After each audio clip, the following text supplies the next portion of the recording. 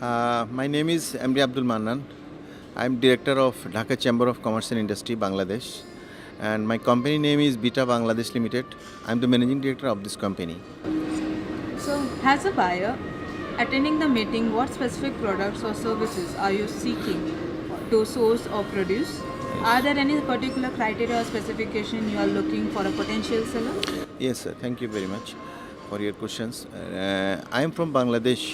In Bangladesh, very focusing for uh, importing the raw materials for our further manufacturing and establishment of our production.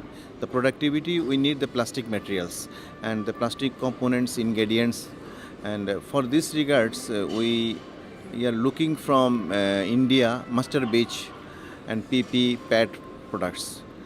And sometimes also we are now sourcing the finished products also. So for this regards, because of a neighboring country, we are expecting more from India for our developments in Bangladesh.